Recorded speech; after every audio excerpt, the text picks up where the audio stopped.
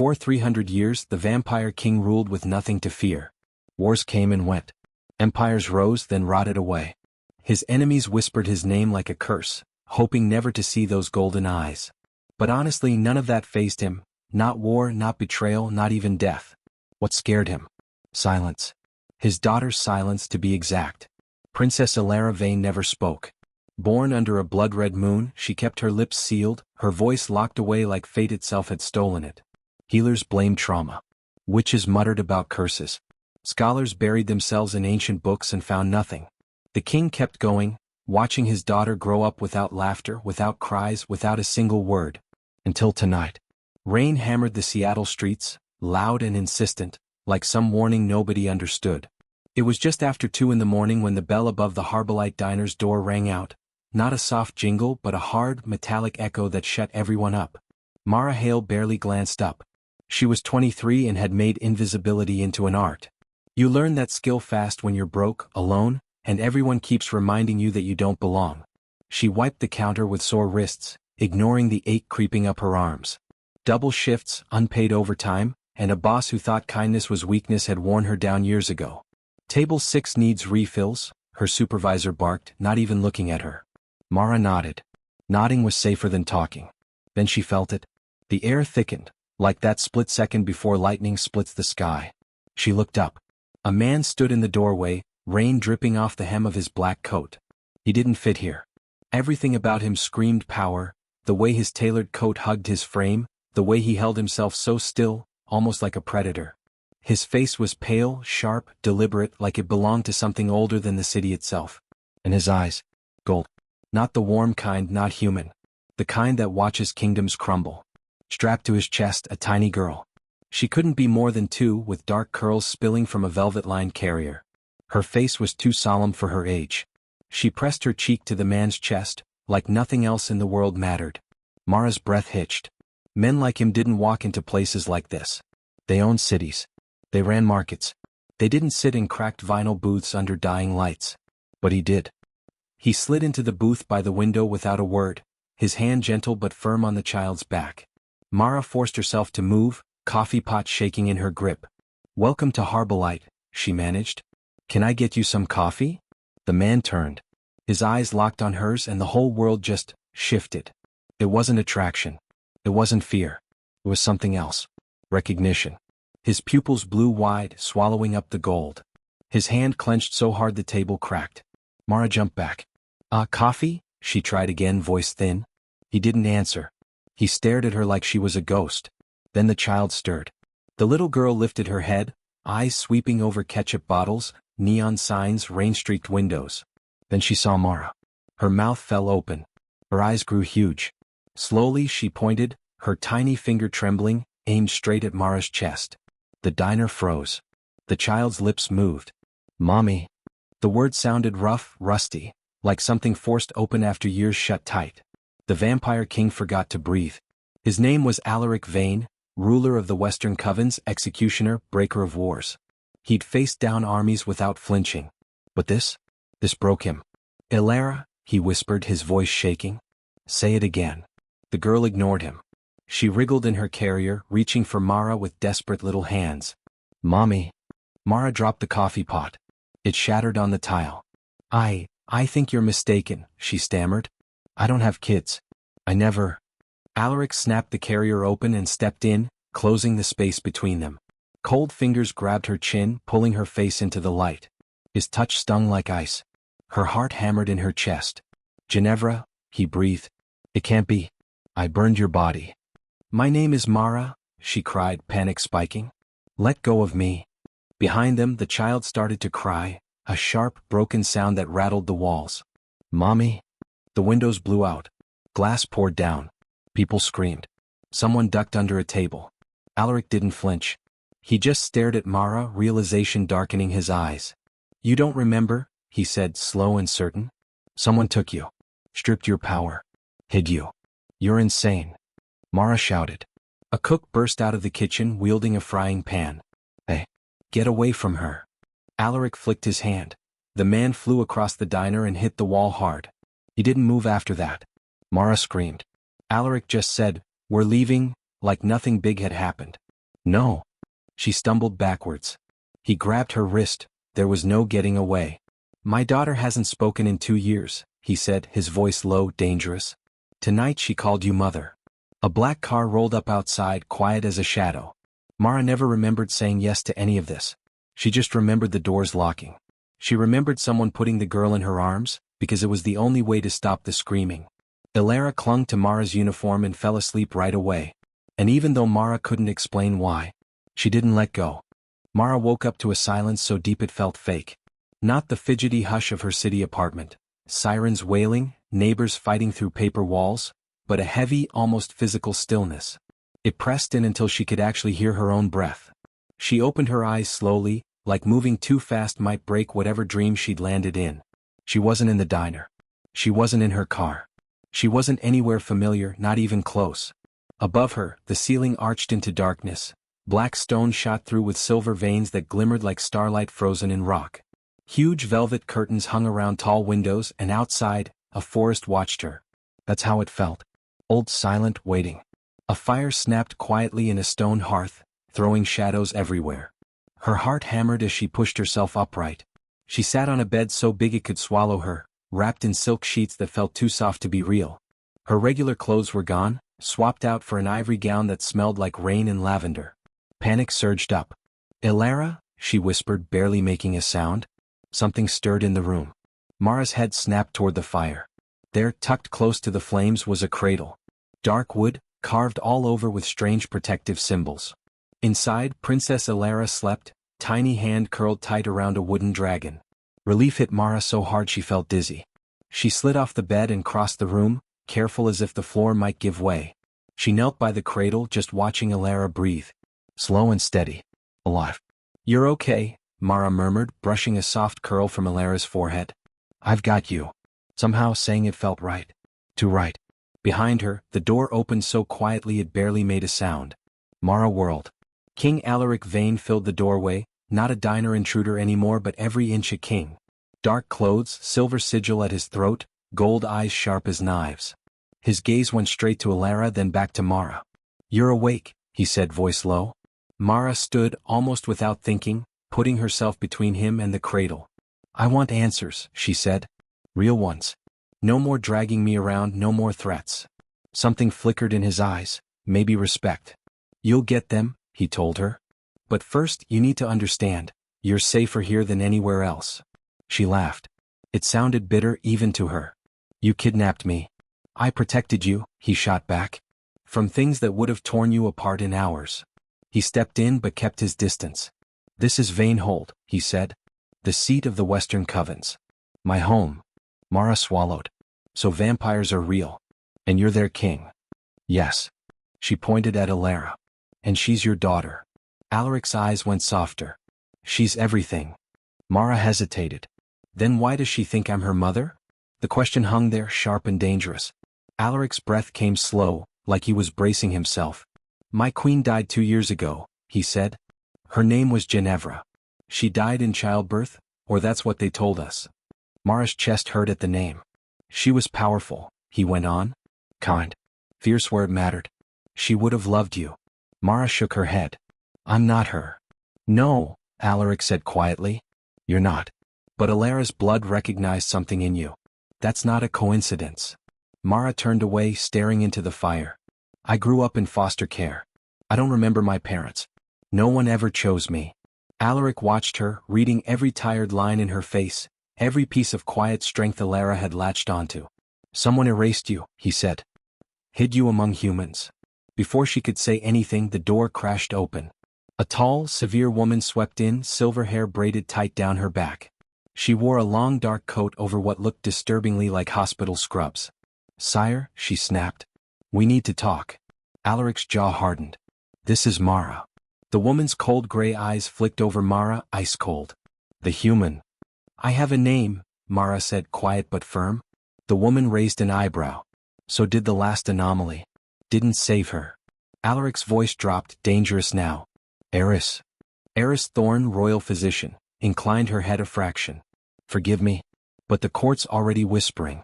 The second they hear the silent princess spoke for a human. She spoke because of Mara, Alaric cut in. That makes her untouchable. Nothing is untouchable, Eris said. Especially not something that throws everything off balance. Mara could feel invisible eyes pressing in even though the room was empty except for them. What happens now? She asked. Alaric didn't even pause. You stay. Eris tensed. Sire? She stays, Alaric said again. As my guest. Under my protection. Mara looked right at him. I don't want your protection. He met her eyes. You have it anyway. That night, Mara saw the real price of that protection. The dining hall felt like a cathedral, cold stone, deep shadows, pale blue lights floating overhead. The tables stretched out forever, packed with vampires, nobles, soldiers, scholars, all of them staring at her as she stepped inside. Whispers cut through the hall. Human. Weak. Dangerous. Mara's back went rigid. She didn't slow. Alaric walked beside her, carrying Elara. The little girl clung to him with one hand and reached for Mara with the other. At the head of the table, Alaric sat and motioned for Mara to sit next to him. The room exploded. Chairs screeched. Voices rose in angry waves. You dishonor the court. She doesn't belong here. A human at the king's right? Unthinkable. Alaric stood up. Silence hit, sudden and sharp. This human, he said, voice steady, deadly, gave my daughter her first word. A wave of murmurs swept the room. She will be treated with respect, he said. Or you'll answer to me. A tall vampire stood at the far end. Ash-blonde hair, a smile like a knife. And if she brings ruin? He asked. If she's bait? Then she's my responsibility, Alaric said. The vampire's gaze slid to Mara. Be careful, little human. Kings never bleed alone. Dinner was a gauntlet. Servants ignored her. Nobles talked over her. A woman even spilled wine near her feet on purpose. Mara kept quiet. She focused on Elara, feeding her, whispering soft things to make her smile. When Elara laughed, a fragile, hopeful sound, the whole room went still. Even the cruel vampire just watched. Later, as Mara headed to her chambers, a servant muttered as he passed, "You don't belong." Mara stopped. She turned, looked him full in the face and said, "I know." That night, alone in her room, Mara finally let go. She sat on the bed, hugging her knees, and the weight of it all crashed over her. The diner, the kidnapping, the palace, the eyes tracking her every move. A knock at the door. She ignored it. The door opened anyway. Alaric stood there, no crown, no guards, no armor. Just a man tired down to his bones. "I didn't ask for this," Mara said, not looking up. "Neither did I," he said. She laughed quietly, bitter. "You're a king. I'm a waitress." "You're stronger than you think," he said. She finally looked at him.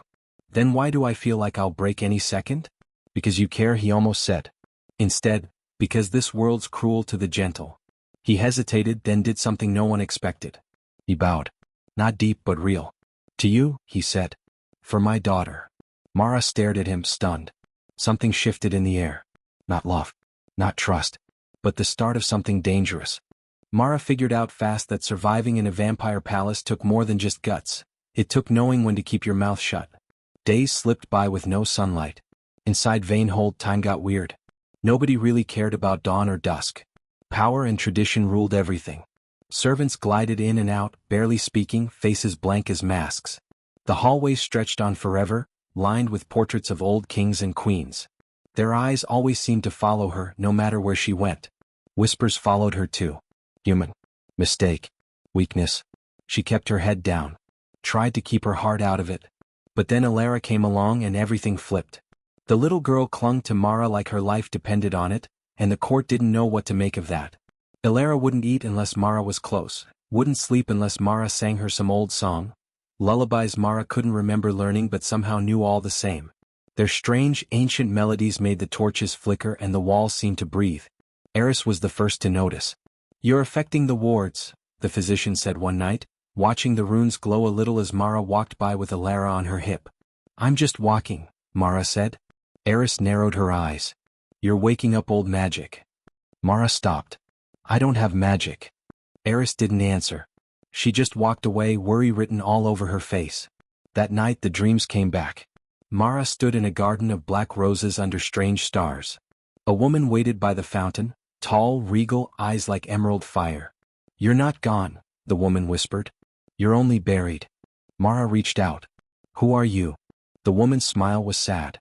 "You already know." Mara woke up gasping, heart pounding. Her hands glowed silver a moment, then the light faded. Across the palace, Alaric felt it. He dropped his goblet.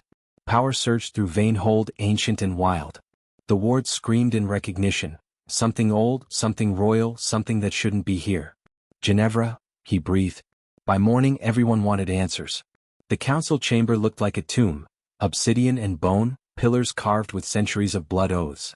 The elders sat in a curve, cold and sharp-eyed. Mara stood in the center, Ilara's small hand tight in hers. Explain, one elder snapped. Why does the child answer to her? Another leaned in. Why is the palace bending to a human? Mara swallowed. I don't know. That's not good enough, a third hissed. Alaric rose from his throne. You will speak to her with respect. Respect is earned, the blonde vampire sneered, the same one who had mocked her at dinner. Blood proves worth. Before she could stop herself, Mara shot back. Then test mine. Silence crashed down. Alaric's head whipped toward her. Mara? She pressed on, voice trembling but steady. I'm sick of being judged for what I am. If blood's all you care about, then let's see it. Someone handed over a ritual blade, ancient, curved, humming with dark power. Eris hesitated. If she's human, the blade will kill her. Mara didn't flinch. Then we'll see the truth. Alaric stepped between her and the blade. This ends now. But Ilara tugged on Mara's hand. Mommy, she whispered. No, scared. Mara knelt, wiped a tear from Ilara's cheek. I'm okay. Alaric looked stricken. Powerless. The blade cut Mara's palm. Blood welled up, red human. Then silver shimmered through it, brightening fast. Runes sprang to life across the chamber. The elders recoiled as the air vibrated. The palace bowed. Every torch went out. Soft white flames replaced them. Eris dropped to her knees. By the first covenant. Alaric stared, heart thundering. High court blood. The elders went silent. Mara stared at her hand, shock and awe fighting in her eyes. What does that mean? Eris answered, voice shaking. It means you were never human. Chaos exploded. Some screamed for her death. Others demanded loyalty. The blonde vampire drew his sword. She's dangerous. Alaric moved, faster than thought. He stood between Mara and the court, voice booming.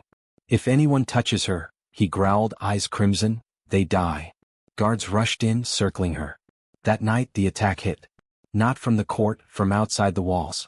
Alarms howled as shadows poured into the courtyard.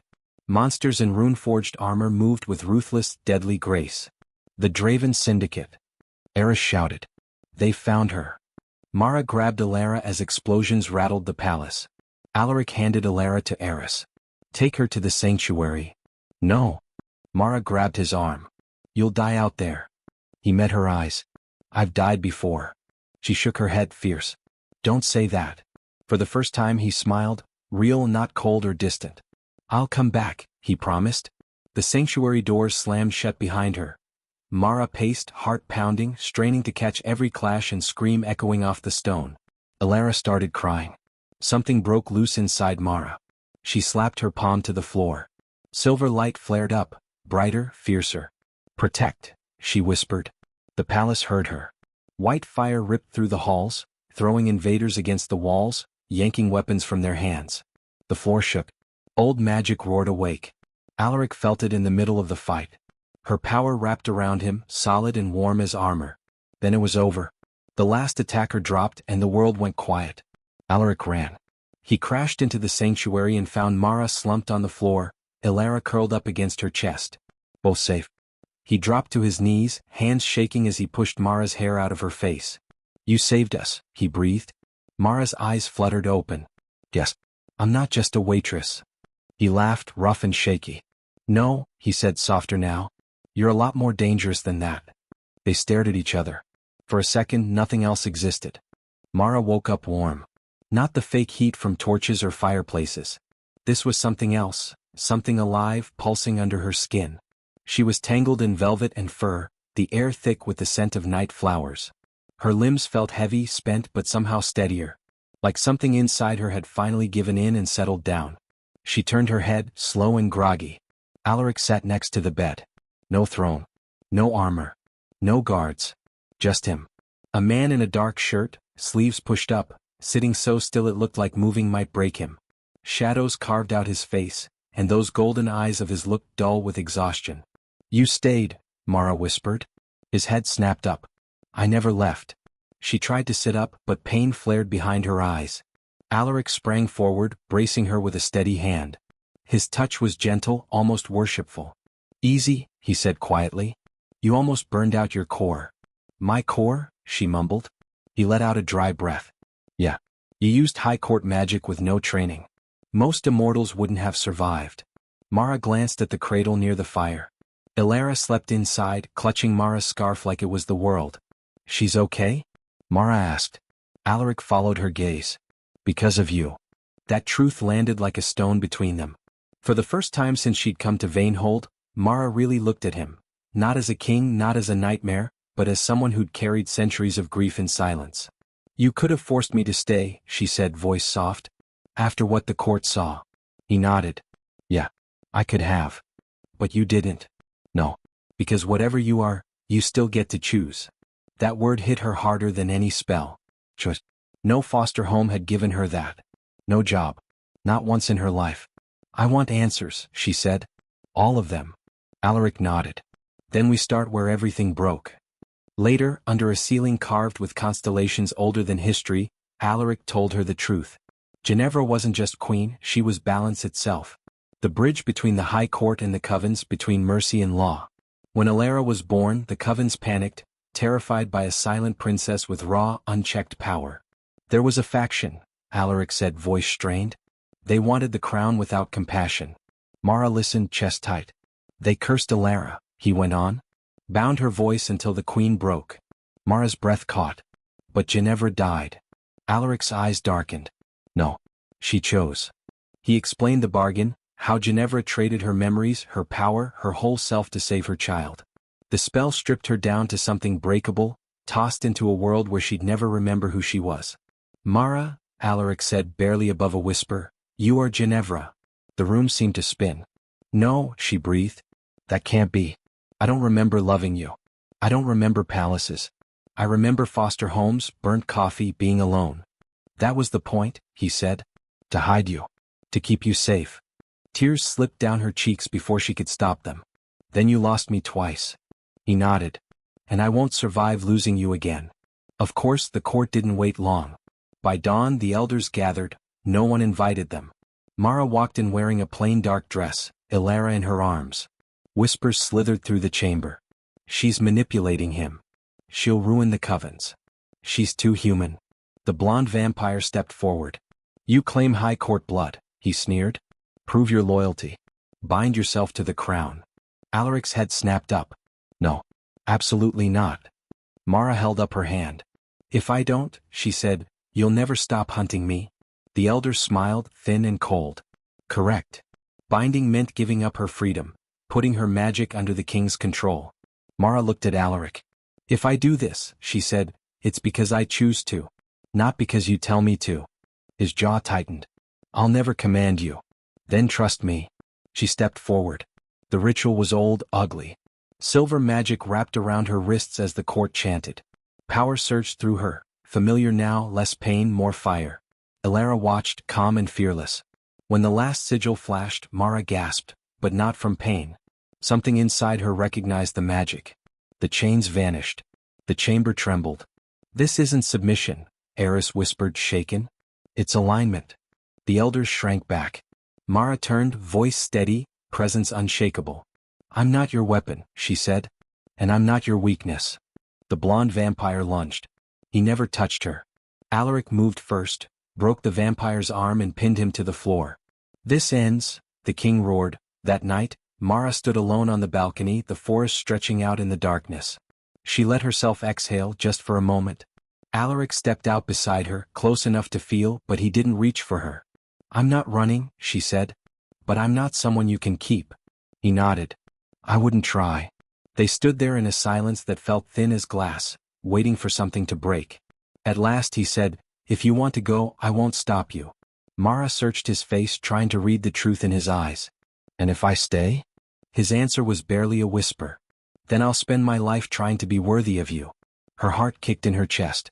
She reached out, slow and steady, and placed her hand over his heart. "I'm not ready for any crown," she said. A small smile tugged at his mouth.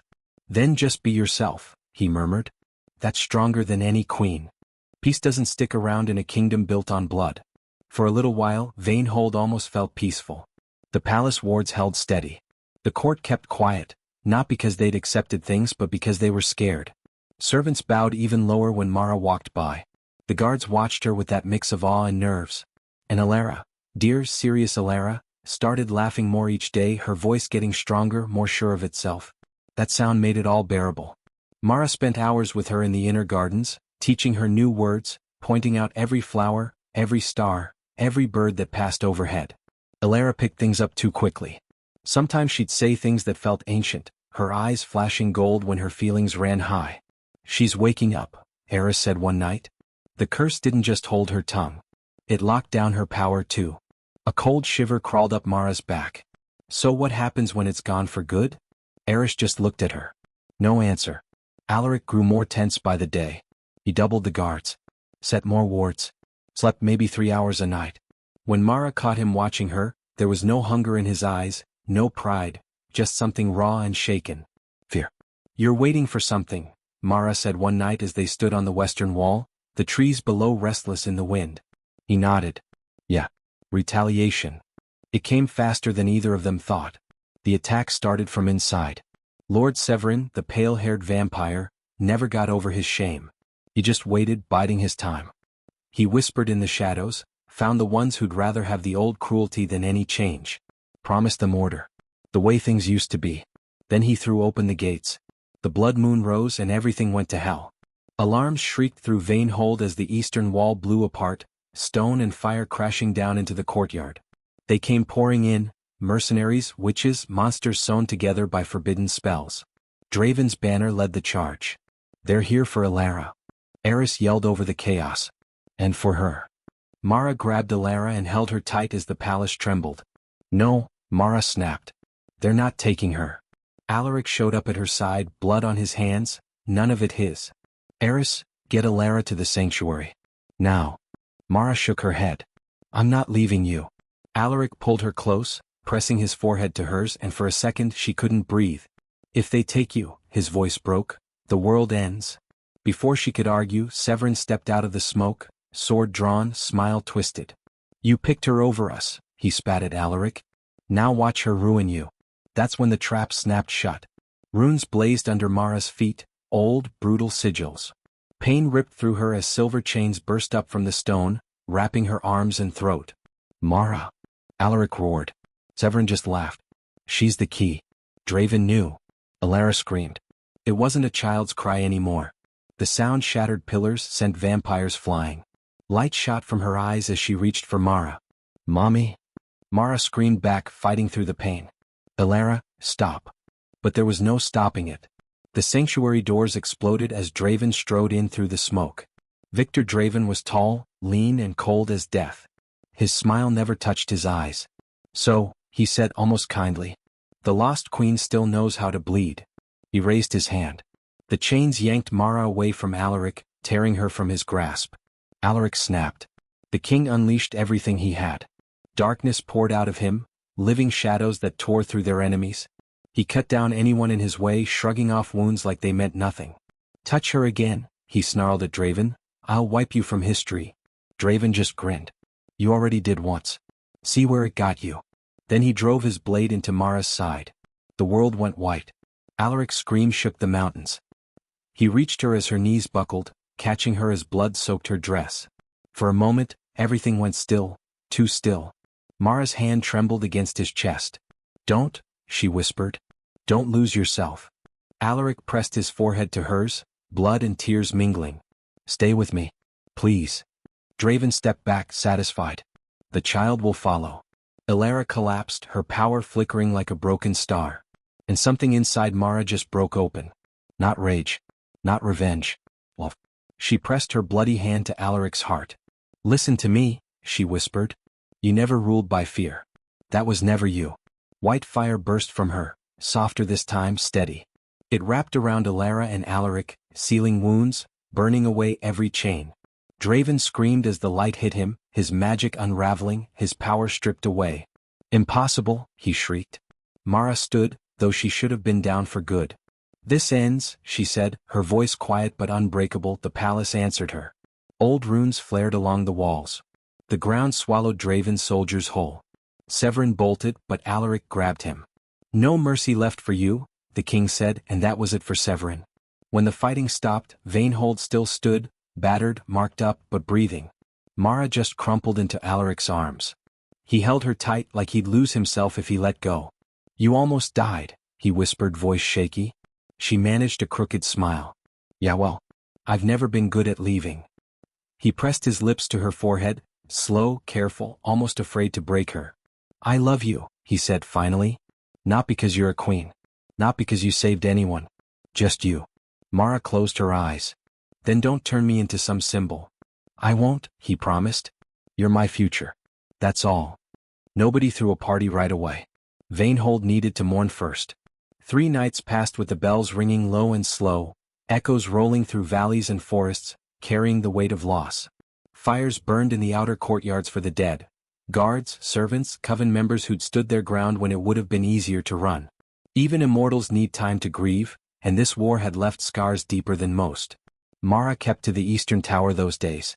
She healed there, wrapped in enchantments and watched over by quiet eyes. Her wound closed, but something else in her changed for good. She felt the palace now, not just cold stone and old magic, but as if it lived and breathed with her. Halls warmed when she passed. Candles flared up without a spark. And the crown, locked away in the vault, pulsed softly whenever she drew near. She kept it to herself. Elara stayed close. The girl had changed too, lighter somehow. She spoke in full sentences now, laughed without holding back, sometimes sang old songs no one else remembered. Eris called them ancient lullabies, tunes from before the covens broke apart. "She remembers things she shouldn't," he told Alaric. Alaric watched his daughter play at Mara's feet, her small hands glowing as flowers bloomed from the bare stone. "She remembers what we lost," he said. "Maybe that's the point." On the 4th night, the court gathered. No one summoned them, they just came. Mara walked into the great hall on Alaric's arm. No crown, no jewels, just a dark gown threaded with silver. The whole room fell silent the second she stepped forward. The elders all knelt. Every one of them. Not because Alaric told them to. Because the magic demanded it. Lord Eris broke the silence. "The High Court stands at a crossroads. The old laws failed us. The old fears almost destroyed us." Mara felt the weight of centuries pressing in. "The crown responds to you," Eris said. "The kingdom listens to you. By every ancient right, you are our queen." A murmur swept through the chamber. Alaric turned to her, no demand in his eyes, just something softer. "Oh." Mara stepped forward on her own. "I won't rule out of obligation," she said. "And I won't inherit mistakes that aren't mine." The elders stiffened. She lifted her chin. "I've lived as human. I know what it means to have no power. To be ignored. To survive systems that don't care who they crush." She looked at every face. "If I take this crown, it won't be to keep you comfortable. I'll take it to change how this kingdom breathes." Silence. Then Elara piped up. "I want Mommy to stay." That simple, honest wish broke something open in the room. Mara closed her eyes for a heartbeat, then looked at Alaric. "If I do this," she said softly, "I do it beside you. Not beneath you." He dropped to one knee. In front of her. In front of everyone. "I'd never stand above you," he said. "Only beside you, or behind you if you need." Tears stung her eyes. "Then I accept," Mara said. "Not as ruler by blood, queen by choice." The crown rose from its pedestal all on its own. Silver and obsidian, warm when she touched it. When it settled on her head, the whole palace seemed to exhale. Magic flowed, steady, balanced, not wild or possessive. The way it always should have been. The coronation wasn't like the old ones. No screams. No blood oaths. No fights for dominance. Mara changed the laws that very night. Coven voices in council. Limits on royal power. Protections for humans and half-bloods. A seat on the council saved for the child's voice, Elara's future protected. Some elders pushed back. They left. Some peacefully. Some not. Weeks passed. The kingdom healed. One quiet dawn, Mara stood alone on the western balcony, watching the forest wake up. Alaric joined her, handed her a cup of dark tea. "You're thinking about leaving?" he said. She didn't argue. "I don't want to lose myself again," she said. "Crowns are heavy." He nodded. That's why only people willing to set them down should wear them. She studied his face, lines carved by time, by restraint, by love held back for centuries. What if I walk away one day? She asked. He didn't hesitate. Then I'll walk with you.